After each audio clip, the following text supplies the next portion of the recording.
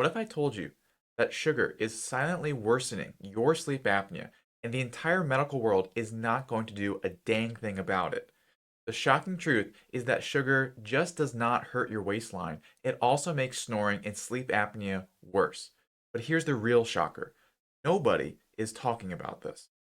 That's because Big Sugar has buried the truth, and even your doctor does not know the full story.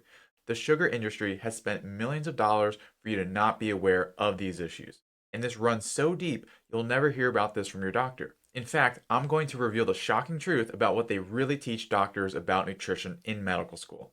And that's why I'm going to show you how you can get back quiet, restful nights of sleep that have you waking up refreshed by dropping sugar for 30 days without cutting out all your favorite foods, without giving up dessert forever, and without struggling with constant cravings. And you'll want to act fast because sugar is sabotaging your ability to breathe and robbing you of the deep quality sleep your body desperately needs.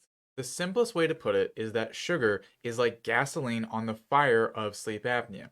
And that's because sleep apnea causes a lot of inflammation, and then sugar just makes that inflammation even worse. So when you think about your body being on fire, that's literally what inflammation is.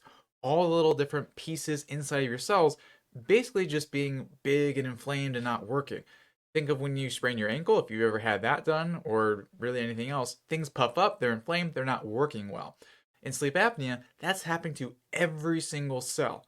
It may not be as big as a swollen ankle, but it's what's going on here.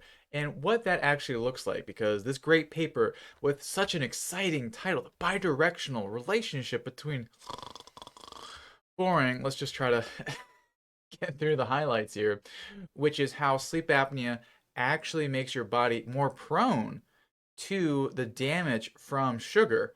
Because yes, sugar generally isn't going to be great for your health, but particularly if you have sleep apnea, and then how sugar then makes sleep apnea worse and creates this downward spiral where you're stuck.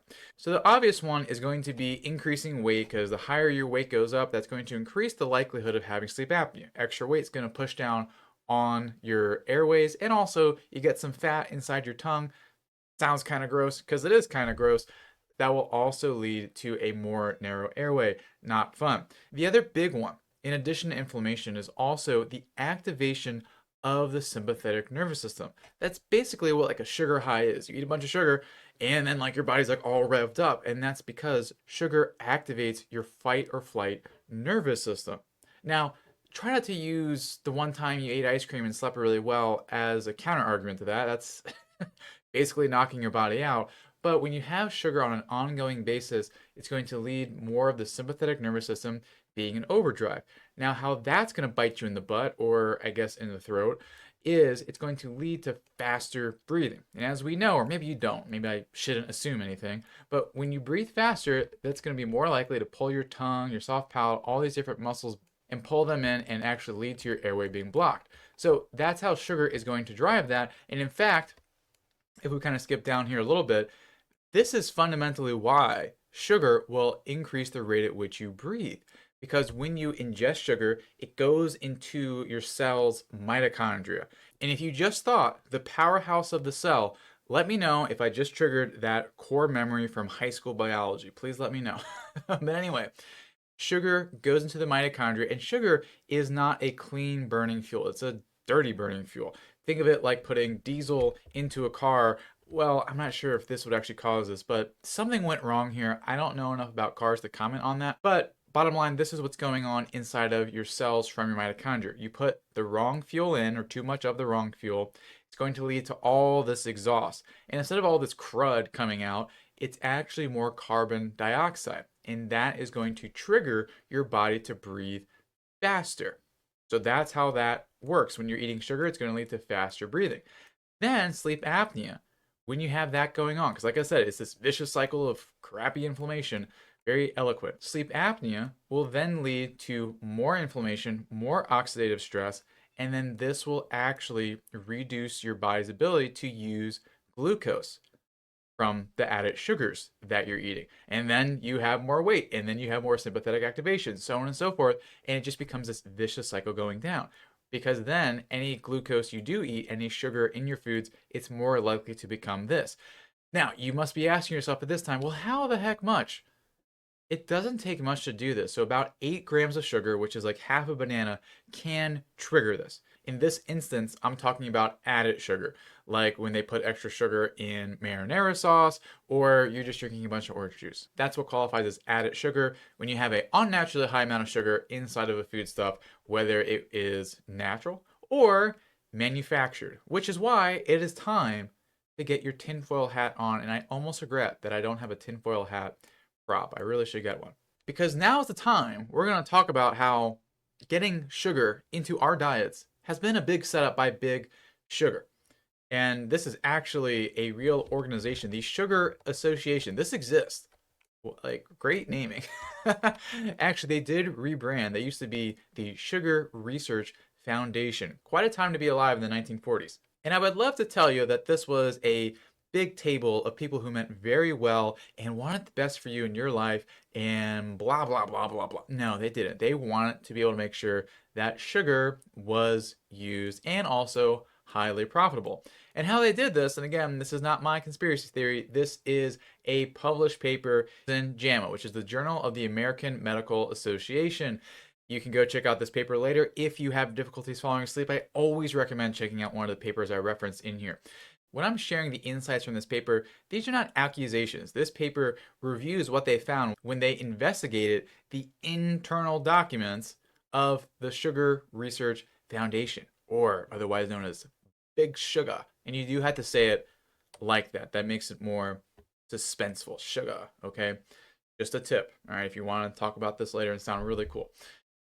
Now, they paid some Harvard scientists to essentially make a positive study about sugar and be able to minimize the downsides of it. And that's exactly what happened. They published a review paper in 1967 and they did not disclose the big conflict of interest that Big Sugar paid them to do this study. And guess what the study found? Sugar is sweet. That's not actually what they said. That would be a waste of research dollars. But what they did say is that it did not negatively impact metabolism, was not associated with increased weight gain, and was actually protective for heart health. Great. So what happened as a result? And this is what led to the low-fat diet craze, which is just a direct result of having to add in more carbohydrate. You got to take something out of the diet, and fat lost to 20 costs against protein. So low fat was now the reigning king, and as a result, more sugar came into the American diet. And so that's exactly what they did to lead to all these more sugar products. And along the way, they were continuing to minimize sugar's link to heart disease. Again, this is from the internal document, Project 226. Think about it, like if you're naming your projects like this, Project 226, like what kind of an organization are you? Like this is some CIA type stuff. Anyway, but one thing they did mention in these papers, which is kind of freaky, when they got these good results, they commented, one of the executives, this is what we had in mind. This is what we wanted. Great. And at the same time, they also had to then discount some of the emerging evidence about sugar being linked to heart disease. And they did an attack paper on that. And that's why this graph is like this. Sugar going way up over time here. Now, why did it go down at times? That's because of war rationing during these times, etc. But overall, big trend upwards here to sustain sugar as the king. Now, it's not going to be as obvious as you're eating sugar cubes in the morning when you wake up because of big sugar. It's not going to be that obvious.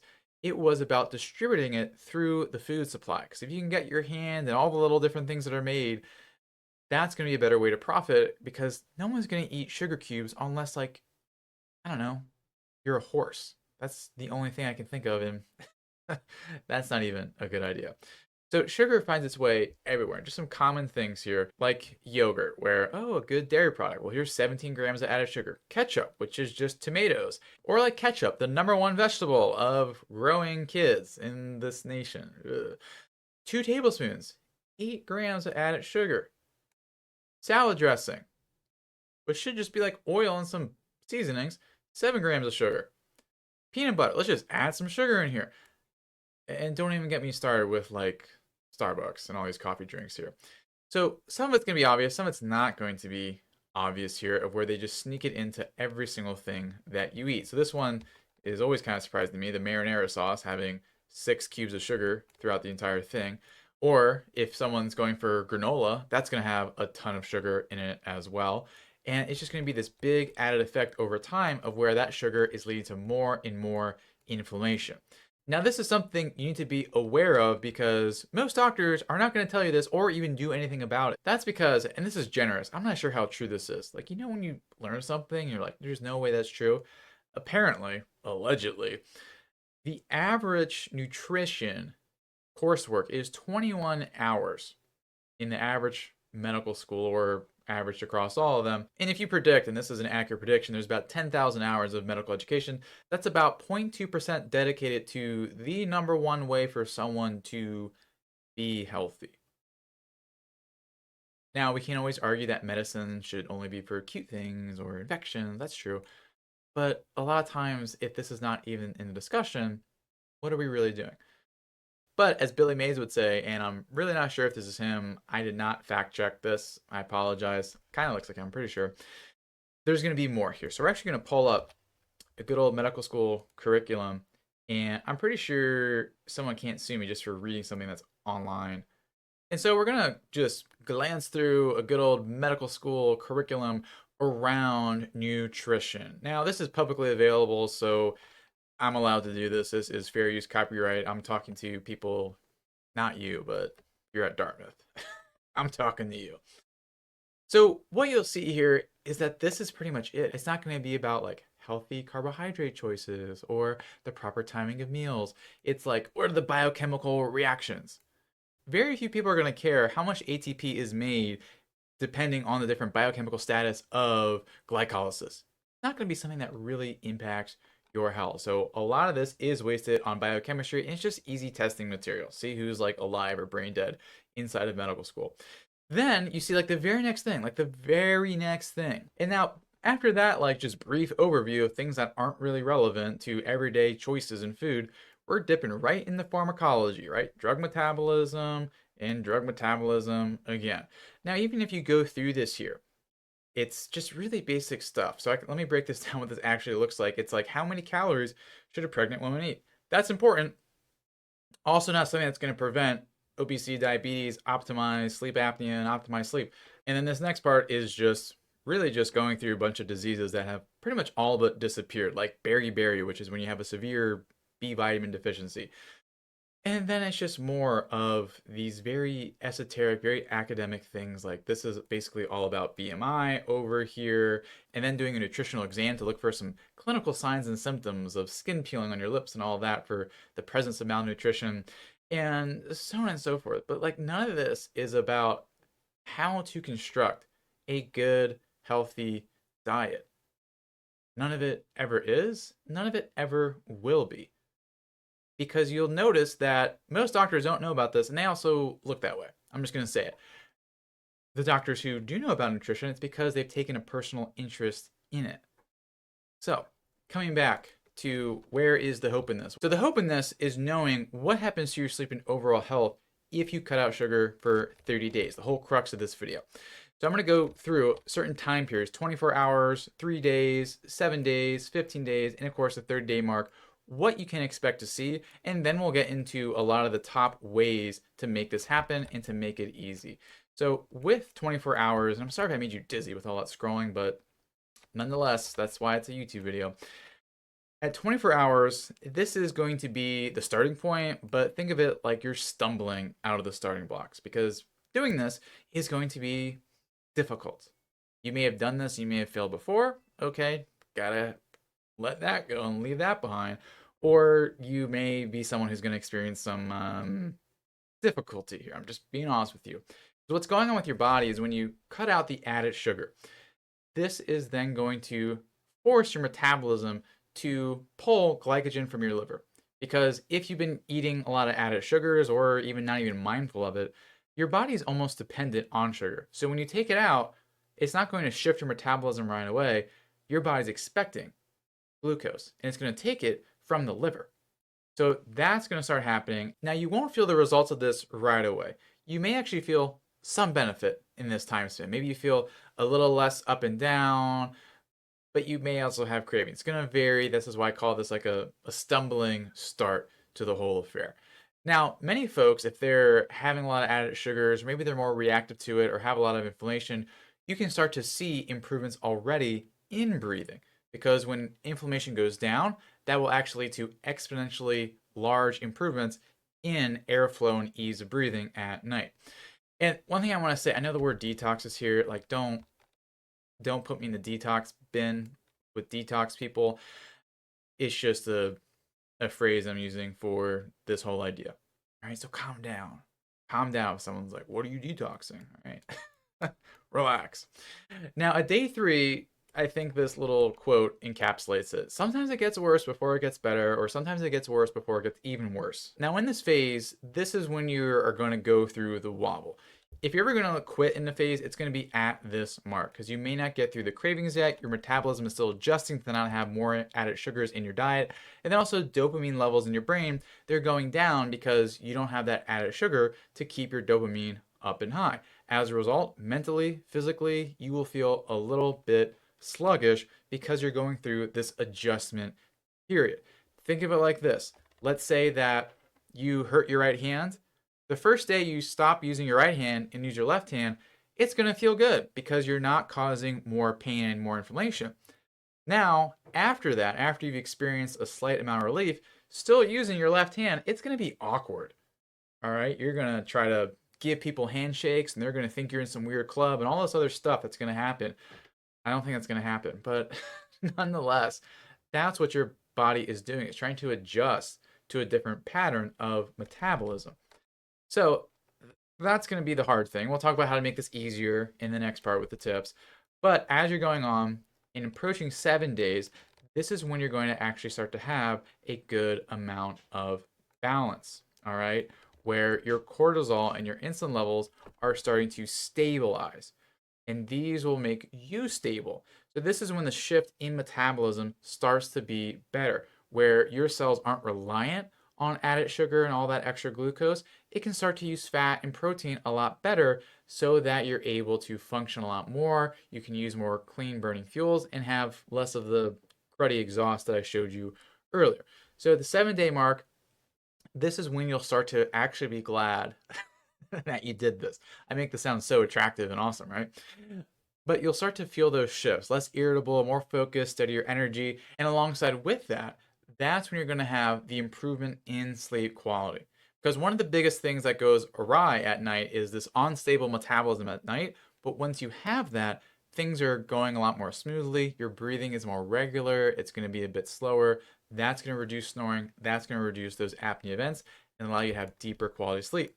Then, as you're cresting, getting to day 15, and you're jogging with your life, and if you're younger than this, I'm not implying that your aging will accelerate. That would be not a reason to do this here. Nonetheless, this is when you're starting to really see and know those benefits. Big boost in energy, big improvements, all of that, and those big reductions. This is when you should feel like you're hitting your stride.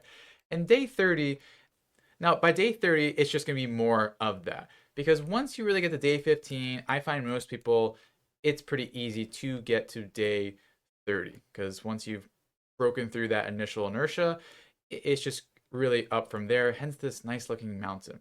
But what that means for you is your body is much more capable of burning fat, and you're now in this positive feedback loop, that positive cycle. Remember the one before with the fire and all of that? Now you're doing the opposite. All right. That's what's going on here. Now, to make this easy peasy lemon squeezy, if you don't like citrus fruit, use a different analogy. I want to talk about the top ways to make this easy. Now, I'm not advocating for this book because I haven't read it, but this was the only graphic I could find to encapsulate this, and I'm also sure it's not a copyright infringement. Nonetheless, one of the biggest reasons people fail is when they cut out their favorite foods, they feel deprived, and then they swing back to how they were, and it's like, oh, I messed it up. Let's fix that. And you're going to be using the principle of substitution, hence the eat this, not that. I'm not exactly sure what they're trying to encapsulate here with hamburgers, but nonetheless, the big goal here is to not fully eliminate every single gram of carbohydrate that you eat. That'll be rather extreme. And most people will fail doing that, just the honest truth. It is to find what are those biggest sources of added sugars in your diet and what can you do to substitute it. So let's say, for instance, this is a high sugar burger on the right. Well, I guess it'd be on the left. So high sugar burger on the left and then a low sugar burger on the right. I could not have a more construed example. It's just as simple as going for the low sugar burger. That actually might be what this is about. But nonetheless, that is what you want to go for. And I'll give you examples, very concrete examples that you can use in your life and what to substitute. I'll talk about that in a moment. Number two is dessert. A lot of times you just have days where the things you can look forward to are chocolate and sitting on your couch with your dog. I'm not speaking from personal experience. Don't judge me. Okay, I am speaking from personal experience. And being able to have that is important for some people. It's a nice like release and relax. And when we take that away, then we're going back into feeling like I'm depriving myself, a lot of tension in the diet, and then you break. So it is a form of substitution like we just talked about, but it's a little bit more involved because just choosing low sugar marinara versus regular sugar marinara, that's easy. Replacing cheesecake or milk chocolate or what else do we have here? Is that carrot cake? I'm not sure. And all that looks like is going towards a class of more high fat desserts. For instance, whether one of these things is now made out of coconut milk or maybe use cream, don't worry, I'll give you a whole list of examples and everything with the thing I'm gonna give you at the end of this here. But really make sure that you still have this outlet if it is important for you. If it's not, don't go out of your way to make low carb tiramisu, okay? Unless like you have more than enough time to kill and you want to give me some, especially that. And then the third and last one is cravings because this will happen, especially those first 3 days. As I mentioned, those will be a big, big thing you want to look out for. Now, you don't want to give in to them, right? That's what we want to avoid. And just as some examples, because a lot of times when we have cravings, it's not really a true physiological need for sugar. Sometimes it can be, sometimes it's just habit. Sometimes it's just we're bored. We want something to give us a dopamine hit. Why I mentioned that earlier. So just as a few examples, whether it's chewing sugar-free gum or having some herbal tea, something else, or even having more fermented foods, etc., that can prevent the cravings, there's a lot of different ways in which you can prevent those cravings and really work through them so you can have that easier, more steady first 7 days, really. That's where the cravings are going to be the worst, but they can happen at any time. So it's really important to curtail any of these downturns. Now, I gave a lot of things to you here, but didn't want to just sit here and read a bunch of examples. Luckily, someone invented the written word, and that's why I made this. 30 days to better sleep, easy sugar detox. It has a calendar, a checklist, simple food ideas, expanding on the examples and tips I gave you here. Again, I just don't want to read all day to you, so I just made this. And as this animated man who looks like he's a Monopoly ripoff character, it's free. Free, free. Well, you do have to click a link, so that does require that effort. I think you have to click a few times, and you'll get it, and you have to save it, and you may print it out. So it's mostly free. It's free from my end. Okay, I'm not sure what you have to do to make it happen. To get that, just click. There should be a button above. I don't know where it actually goes, or click the link in the description. So go like just below this video, click more, and then there should be more stuff down there. And click that link or click the icon. It should look similar to this. So go ahead and get that now, like right now. Click here, click there, click somewhere. And the next thing I want to talk about, which is related to sugar and also sleep apnea, is your brain. And this is going to be about 5 ways to protect yourself from the brain damage due to bad sleep. So if that is available, go and click somewhere near my face. Or if you don't want to miss it because it's not out yet, you don't see it on the screen, make sure you go ahead and click subscribe so that you don't miss out. My name is Dr. Dylan Peckus. Thank you for watching, and I'll see you soon.